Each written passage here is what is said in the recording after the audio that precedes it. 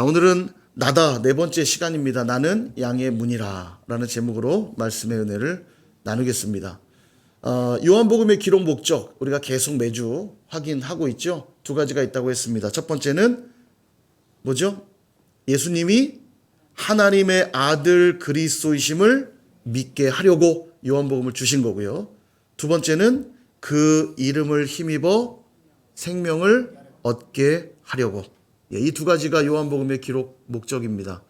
예수님이 그리스도란 사실을 믿는 것과 예수님의 이름을 힘입어 생명을 얻는 것. 요한복음을 볼 때마다 이 목표를 놓치지 말아야죠. 그래서 우리가 예수님의 7대 선언, 나는 무엇이니라 라고 말씀하신 그 목적도 결국 무엇을 향해 있냐면 예수님이 그리스도시요, 예수님의 이름을 힘입어야만 생명을 얻는다는 것 알려주시려고 예수님의 7대 선언이 있는 거예요. 자, 7대 선언 오늘도 한번 암송하고 한번 지나가 봐야겠죠. 떡빈 양선 부길참. 예, 주일만 잘 따라해도 외울 수 있습니다. 떡빈 양선 부길참. 예, 제가 단어를 얘기하면 그 문장을 만들어 보세요. 떡, 예, 빛, 양. 예, 보고 읽으니까 재미가 없어요. 예, 자, 안 보고 떡. 예, 가리니까 바로 헤매는데요. 떡, 생명의 떡, 빛, 세상의 빛, 양, 양의 문, 선, 부활이요 생명, 그 다음에 길, 길이요 진리요 생명, 참 포도나무. 예, 자 이제 암송이 되시죠? 떡빈 양선 부길참. 우리 예수님이 요한복음에 소개된 7명제입니다. 그 예수님을 만날 때마다 우리 뭘 확인해요? 예수님이 하나님의 아들 그리스도라는 사실을 우리 믿을 수 있게 되고 그 이름을 힘입어 생명을 얻게 된다는 거예요. 오늘은 그중 세 번째인 나는 양의 문이라, 이 부분을 살펴보도록 하겠습니다. 오늘 주님이 양의 문이라는 걸 살피기 위해서 먼저 생각해 봐야 될 게 바로 양의 특징입니다. 사진을 보면 이 양이 참 귀엽죠. 예, 저 양이, 귀여운 양이요, 특징이 있습니다. 시력이 굉장히 나빠요. 얼마나 나쁘냐면 마이너스 9 디옵터 정도의 시력을 가졌다고 합니다. 그러니까 초고도 근시예요. 어느 정도의 느낌이냐면 신문 헤드라인 글씨를 이렇게 해야지만 보이는 정도? 그럼 거의 앞이 안 보인다는 얘기입니다. 양이 거의 앞을 보지 못하기 때문에 두 번째 특징, 청각이 상당히 발달해 있습니다. 그래서 목자의 음성을 듣는 거예요. 앞을 잘 보지 못하기 때문에 목자의 음성을 듣고 따라갑니다. 근데 얼마나 청각이 발달했냐면 누군가가 목자의 목소리를 똑같이 흉내내도 양들이 속지 않는답니다. 정확하게 목자의 음성을 가려낸대요. 그러니까 얼마나 청각이 발달했어요. 그리고 또 보이지 않는 특징 때문이긴 한데 양들은 무리지어 생활을 합니다. 그도 그럴 것이 앞이 보이지 않으니까 앞에 양들을 쫓아갈 거 아니겠습니까? 양들이 이렇게 무리지어 가면 뒤쫓아가는 거죠. 그러니까 만에 하나라도 무리해서 이탈하거나 목자의 음성을 듣지 못하면 길을 잃어버리는 거예요. 예, 돌아오질 못하는 거죠. 엉뚱한 길로 가는 거예요. 그러니까 예수님도 비유해서 잃어버린 양의 비유가 있잖아요. 그런 양들이 종종 나오는 겁니다. 무리를 이탈하거나 목자의 음성이 없는 경우 멀리 가는 거죠. 이게 양들의 특징이에요. 또 양들은 털이 많고 비둔합니다. 털이 많고 비둔해서 자빠지기라도 하면 일어나기가 힘들어요. 뒤뚱뒤뚱 힘들고, 또 털이 많다 보니까 물가에 가서 혹시라도 물에 빠지게 되면 수영도 잘 못하고, 털이 많으니까 물에 축축하게 물을 다 빨아들일 거 아닙니까? 그러면 익사하는 겁니다. 수영도 할 줄 모르죠. 예, 거기다 또 달리기는 무척 느려요. 늑대가 잡아먹으러 오면 사슴 같은 동물들은 막 잘 뛰기라도 하잖아요. 양들은 발도 느려서 잡아먹기 딱 좋아요. 여러분 특징을 들으니까 온통 약점투성이죠? 예, 온통 약점투성이에요. 이 말은 뭘 뜻하냐면 양들은 목자 없이는 살 수 없는 동물이란 것을 말해주고 있어요. 목자의 존재가 절대적이라는 거죠. 이렇게 목자를 통해서 양들이 푸른 풀밭에서 풀을 뜯어 먹고 쉴만한 물가에서 물을 먹다가 이제 쉬기 위해서 돌아오면 양들을 울타리 안에 넣습니다. 다음 사진 보면 이렇게 울타리 안에다가 보관을 해요. 왜냐하면 울타리 안에 넣어놓지 않으면 또 양떼들이 혹시 엉뚱한 데로 가기 출발하기 시작하면 길을 잃어버릴 거 아닙니까? 그래서 울타리 안에 잘 보호를 하고, 또 혹시라도 늑대나 외부로부터 위험으로부터 지키려면 울타리가 필요한 거죠. 그래서 이렇게 울타리를 쳐놓고는 저 울타리에 들어가는 문이 있잖아요. 저 문에 누가 앉아있죠? 저분은 누굴까요? 예, 목자죠, 목자. 목자가 저 문으로 양들을 들어가게 하고 또 나오게 하는 그런 역할을 하는 거예요. 그러니까 양들이 들어가고 나오고 하기 위해서는 저 문이 꼭 필요한 거죠. 만약 저 문을 통과하지 않고 양 우리 안으로 들어오는 이들이 있다면 그들은 누구예요? 예, 도둑이고 강도다 이렇게 말하고 있습니다. 목자가 문으로 들어가지 목자가 담 넘어 들어갈 리가 없잖아요. 예, 주님이 그 말씀하는 겁니다. 1절에 보니까 진실로 내가 진실로 너에게 이르노니 문을 통하여 양의 우리에 들어가지 아니하고 다른 데로 넘어가는 자는 절도며 강도요. 아멘. 그렇게 말합니다. 그럼 문으로 들어가는 이는 누구냐? 2절에 보니까 문으로 들어가는 이는 양의 목자라. 목자가 문으로 들어간대요. 그래서 뭘 하냐? 3절. 문지기는 그를 위하여 문을 열고 양은 그의 음성을 듣나니 자기 양의 이름을 각각 불러 인도하여 내느니라. 그리고 4절. 자기 양을 다 내놓은 후에 앞서 가면 양들이 그의 음성을 아는 고로 따라오되 5절. 타인의 음성은 알지 못하는 고로 타인을 따르지 아니하고 도리어 도망하느니라. 아멘. 그러니까 이런 거예요. 문으로 들어가는 이는 목자래요. 그럼 목자는 문으로 들어가서 뭘 하느냐? 양들에게 부르는 거예요. 양들아 이리 와라. 그럼 목자의 음성을 듣고 에 하면서 이제 문으로 들어가는 거죠. 그리고 이제 울타리에 보호하고 있다가 또 이제 풀밭과 물가로 가려면 문 밖으로 목자가 나와서 양들아 가자. 그러면 네 하면서 이제 또 따라가는 거예요. 그러고 보니까 양들이 네 하는 것 같아요. 그죠? 예, 네 순종하는 양. 예, 가자 그럼 네 아니요 안 하는 것 같아요. 예, 네 우리도 주님 앞에 늘 네 하시길 바랍니다. 예, 그래서 이때 어디로 들어갔다 나왔다 하냐면 바로 문으로 들어갔다 나왔다 한다는 거예요. 그런데 만약 이때 문이 아닌 다른 곳으로 들어가는 이가 있다면 그는 반드시 절도거나 강도일 것이다. 도둑이거나 강도란 얘기예요. 이 비유를 하신 다음에 뭐라고 선포하시냐? 7절입니다. 그러므로 예수께서 다시 이르시되 내가 진실로 진실로 너에게 말하노니 나는 양의 문이라. 내가 바로 양의 문이다. 양들이 그 문으로만 들어갔다 나왔다 하듯이 나로 말미암지 않고는 안 된다는 거예요. 그러므로 9절 내가 문이니 누구든지 나로 말미암아 들어가면 구원을 받고 또는 들어가며 나오며 꼴을 얻으리라. 10절 도둑이 오는 건 도둑질하고 죽이고 멸망시키려는 것뿐이요 내가 온 것은 양으로 생명을 얻게 하고 더 풍성히 얻게 하려는 것이라. 아멘. 그러니까 예수님으로 인해 들어가고 나오면 반드시 꼴을 얻는데요. 구원을 얻고 생명을 얻고 영생을 누린다는 거예요. 얻고 누리되 간신히 얻는 게 아니라 풍성히 얻게 하신다고 약속하고 있는 것입니다. 여러분 이 비유를 조금 더 깊이 살펴보면 이래요. 문이라고 하는 것은 공간과 공간을 이어주는 통로입니다. 또 세상과 세상을 이어주는 통로가 문이에요. 우리가 지금 예배하고 있는 이 공간도 그냥 통으로 짜여진 건물 위에 문을 놓아서 공간을 구분해 놓은 거죠. 잠옷실이라고 하는 공간을 문으로 분류해 놓고요. 방송실이라고 하는 공간을 문으로 분류하고 저 뒤에 사랑방도 문으로 분류했잖아요. 예배당도 문으로 분리하고 문이 있으므로 공간이 생기는 거예요. 그리고 이 공간에서 저 공간으로 넘어가려면 뭐를 통과해야 됩니까? 문을 통과해야 되는 거죠. 그러니까 문은 이 공간과 저 공간을 이어주는 통로요. 이쪽 세상과 저쪽 세상을 연결해주는 통로인 거예요. 여러분 이 문을 영적인 의미로 잘 이해하기 위해서 살펴봐야 될 게 있습니다. 사진 한번 보여주실래요? 예, 이게 뭘까요? 예, 공장 같아 보이죠? 연기가 막 올라오고 공장인가? 예, 공장이 아니라 저것은 성막입니다. 성막. 하나님의 임재가 있는 하나님 앞에 제사하고 예배하는 성막이에요. 근데 이 성막을 보면 하얀 색깔 테두리가 있죠. 저게 세마포로 만든 울타리입니다. 세마포로 울타리를 만들어 놨는데 성경은 정확히 어느 정도 사이즈로 울타리를 만들라고 명령하고 있냐면 가로 길이 100규빗. 한 규빗이라는 게 구약시대 요 팔꿈치까지의 길이를 한 규빗이라고 하거든요.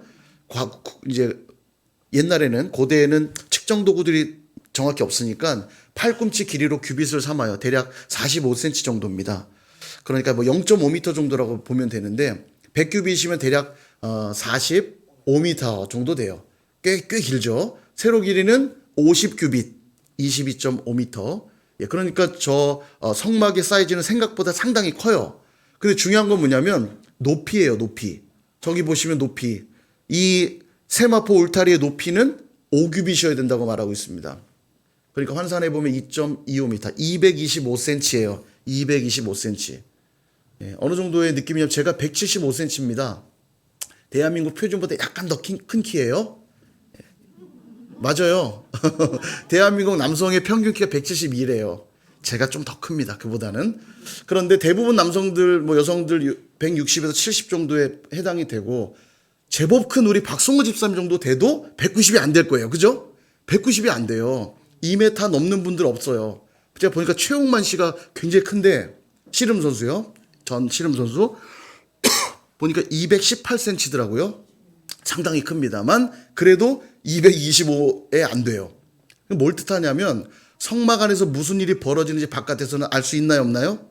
없어요. 저 안에서 무슨 일이 벌어지지 몰라. 그러니까 바깥에서 보면 저 공장이야 뭐야? 저 안에서 뭐 막 피비린내 나고 무슨 일이 벌어지는 거야? 몰라요. 그러면 저 안에서 무슨 일이 벌어지는지 알려면 어떻게 해야 될까요? 저기 보이시는 성막 문으로 들어가야 됩니다. 하나님의 임재가 있다고 내가 들었는데 도대체 있긴 있는 거야? 도대체 저 안에 무슨 일이 벌어지는 거야? 보고 싶고 알고 싶다면 어떻게 하면 되냐? 성막 문으로 들어가야 된다는 거예요. 그 문으로 들어가기 전에는 그 안에 무슨 일이 벌어지는지 알 수가 없다는 겁니다. 바로 이 성막 문이 무엇을 예표하고 있는가? 예수 그리스도를 예표하고 있는 것입니다. 예수님을 믿지 않는다면, 예수님을 만나지 않는다면, 예수님을 통하지 않는다면 우리는 하나님을 알 수도 없고 그분을 만날 수도 없고 구원에 대해서 깨달아 알 수도 없다라고 말씀하고 있는 겁니다. 여러분, 교회가 그래요. 외부에서 보면 우리 교회를 들여다보면 참 이상한 공동체 같아 보입니다. 왜 저렇게 교회의 목숨을 거는지. 교회 간다고 밥이 나오냐 떡이 나오냐 막 그러잖아요. 예. 근데 여러분, 밥이 나오고 떡이 나온다고 믿기 때문에 오시는 거 아니에요? 이곳에 영생이 있고 생명이 있음을 믿기 때문에 오늘 이 좋은 주일 휴일 아침에도 잠을 깨우고 놀러가지 않고 잘 예쁘게 차려입고 나와 예배 드리시는 거 아닙니까? 예. 그러니까 세상 사람들은 이해를 못해요. 왜 이 좋은 날 일주일 내내 일하고 힘들다가 쉬는 날 왜 저기 가서 저렇게 예배를 드리는지, 왜 이 추운 날씨에도 새벽같이 일어나서 기도하러 간다고 가는지, 왜 세계 선교, 세계 열방에 얼굴도 모르는 사람들에게 복음을 전한다고 난리를 치는지, 어떻게 원수 같은 이웃을 사랑하는지, 고난과 핍박 중에도 슬퍼하는 게 아니라 왜 기뻐하는지 도무지 그 내용들을 알지 못한단 말이에요. 그럼 어떻게 할 수 있느냐? 문으로 들어와야죠. 예수 그리스도를 영접하고 그분을 믿는 교회가 되고 나면 비로소 구원을 깨닫게 돼요.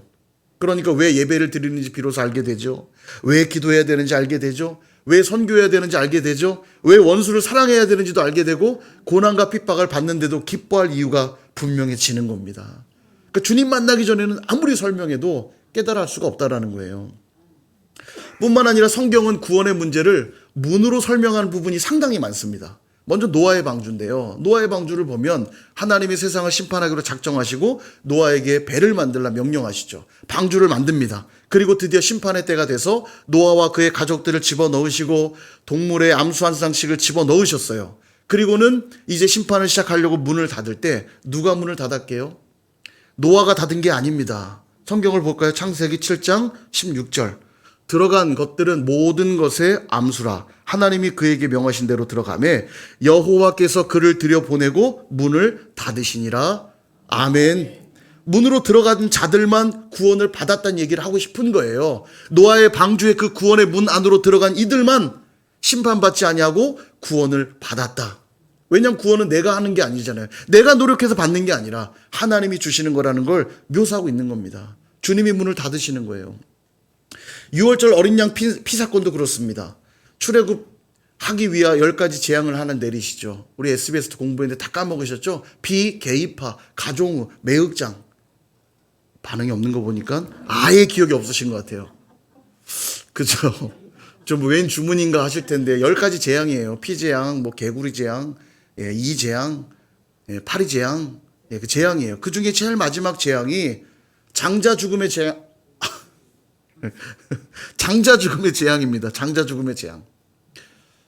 모든 장자들이 죽게 될 위기에 놓였을 때 하나님 말씀하세요. 집, 문, 임방과 설주에 피를 바르는 자들은 내가 넘어가리라. 자, 말씀 한번 볼까요? 출애굽기 12장 22절에서 23절. 우슬초 묶음을 가져다가 그릇에 담은 피에 적셔서 그 피를 문 임방과 좌우 설주에 뿌리고 아침까지 한 사람도 자기 집 문 밖에 나가지 말라. 23절 여호와께서 애굽 사람에게 재앙을 내리려고 지나가실 때에 문 임방과 좌우 문설주의 피를 보시면 여호와께서 그 문을 넘으시고 멸하는 자에게 너희 집에 들어가서 너희를 치지 못하게 하실 것임이니라. 아멘.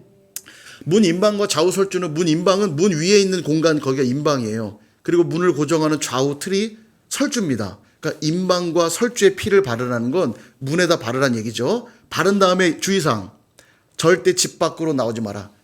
이 문 밖으로 나오지 말라는 거예요. 그러니까 문에다 피를 바르는 행위만큼이나 중요한 게 뭐냐면 문으로 들어가라는 거예요. 피를 바른 문 밖으로 나오면, 그러니까 피를 아무리 발라도 그 문 밖에 있으면, 문으로 들어오지 않으면 죽는데, 피를 바른 문 안으로 들어오면 그는 구원을 받으리라. 그 얘기하고 있는 거예요. 예. 또 하나님의 임재를 묘사하는 시편의 고백들도 이런 게 있습니다. 시편 24편 7절에 보니까 문들아 너희 머리를 들지어다. 영원한 문들아 들릴지어다. 영광의 왕이 들어가시리로다. 아멘. 영광의 왕이 어디로 들어가세요? 문 안으로 들어가신다는 거예요. 성전의 문 안으로 영광의 왕이 들어가 계시니 영광의 왕을 만나기 위해 어떻게 해야 되느냐? 시편 100편 4절. 감사함으로 그의 문에 들어가며 찬송함으로 그의 궁정에 들어가 그에게 감사하며 그의 이름을 송축할지어다. 아멘. 주님을 만나려면, 영광의 왕을 만나려면 어디로 들어가요? 그의 문으로 들어가야 되는 겁니다. 문으로 들어가야 영광의 왕을 만나는 거예요. 예수님도 직접 구원의 문에 대해 설명하신 대목이 있습니다. 마태복음 7장 13절에서 14절에 보니까 이런 말씀하세요. 좁은 문으로 들어가라.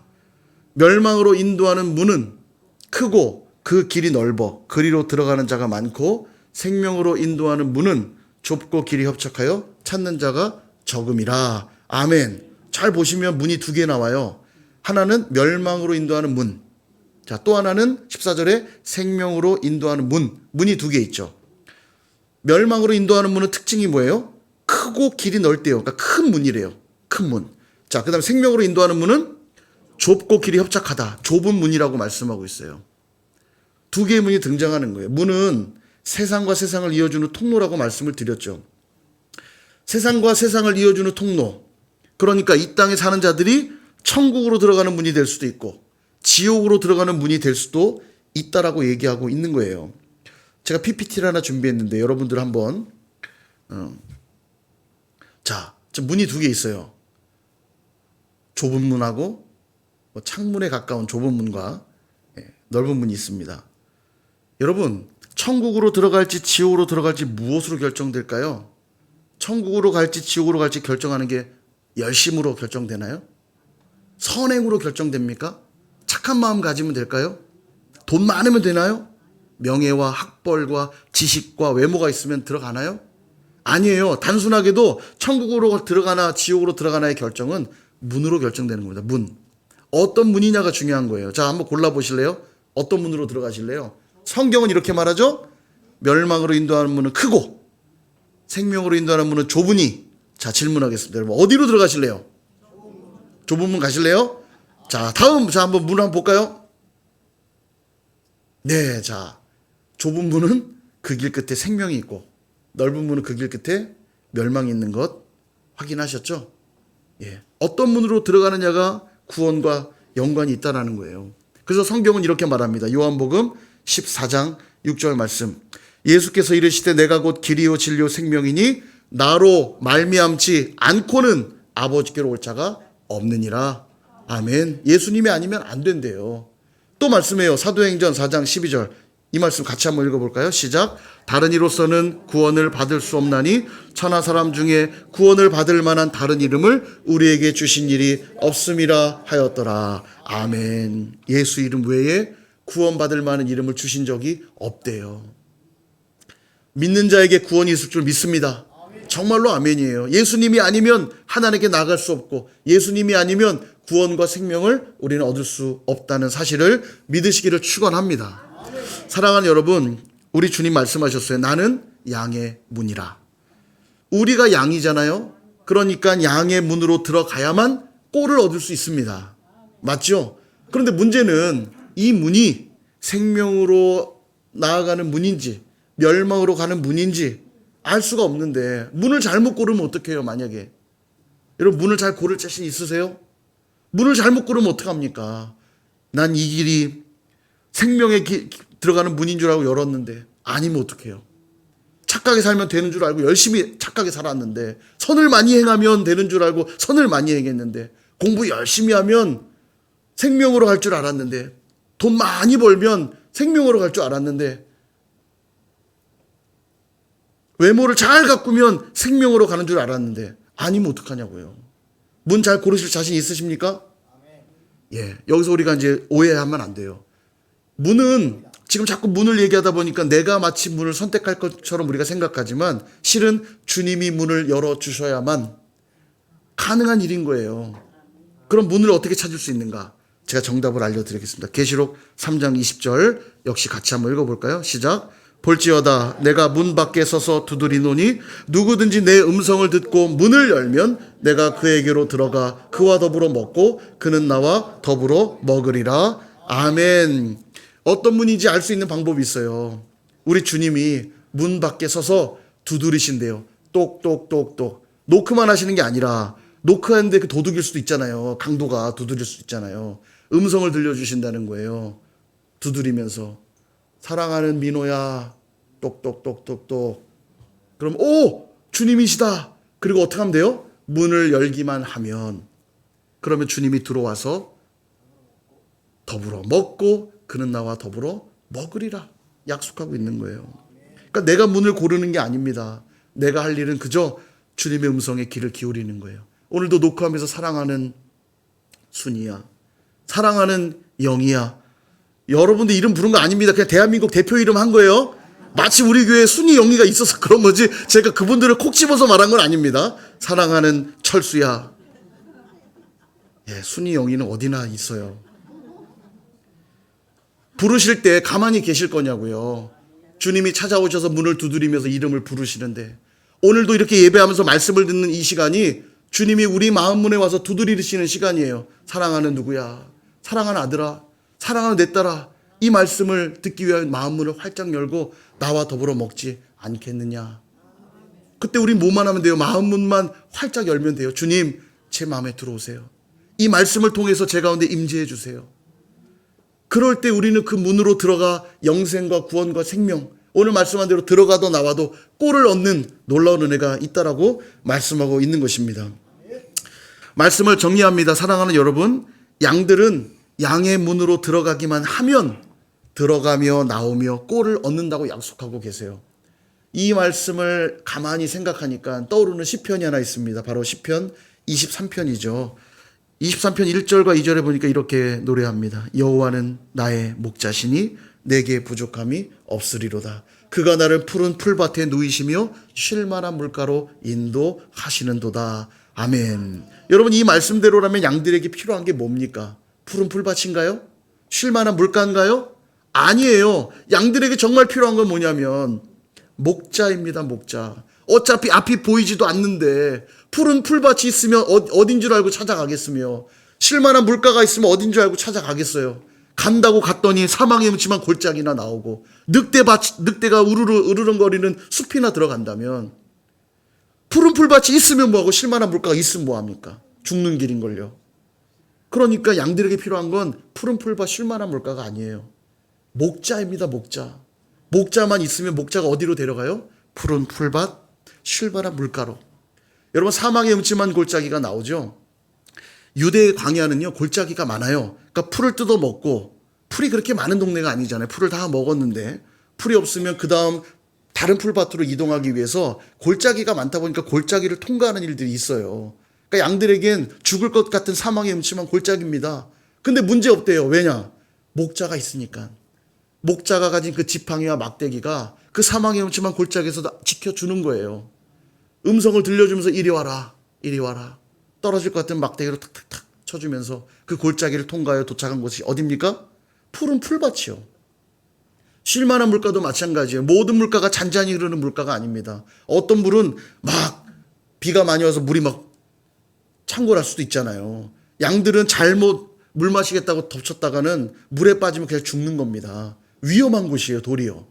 그러나 목자가 있으면 염려 없어요. 목자가 높이 뚝에 올라가서 돌로 뚝을 싸서 그 물가를 잔잔하게 만들어줘요.